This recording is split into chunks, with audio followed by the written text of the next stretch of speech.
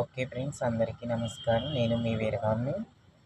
421 point రోగగ్రస్తులను, మతి స్థిమితం లేని వారిని అంటే పిచ్చివారిని, బుర్ర సరిగ్గా పనిచేయని వారిని, అంగవైకల్యం గల వారిని అంటే దివ్యాంగులను క్షమించి విడిచిపెట్టాలి.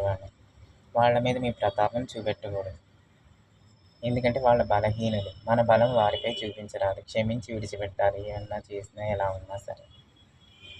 422 విషగ్రస్తమైనది తన చెయ్యైనా తీసివేయాలి. 423 తన వాళ్ళైనా మర్యాదను అతిక్రమించరాదు. మర్యాద ఇవ్వాలి. ఎంతవరకు ఇవ్వాలో అంతవరకు ఇవ్వాలంటే. 424 తన మంచి కోరేవారిని అవమానించకూడదు. ఇప్పుడు మన మంచి కోరేవారిని ఇప్పుడు అవమానించకూడదు. నిర్లక్ష్యం చేయరాదు. పట్టించుకోకుండా ఉండరాదు. 425 దుష్టురాలు తల్లైనా విడిచిపెట్టాలి. ఓకే ఫ్రెండ్స్, ఈ 5 పాయింట్స్ నచ్చితే లైక్ చేయండి, షేర్ చేయండి, కామెంట్ చేయండి, సబ్స్క్రైబ్ చేయండి.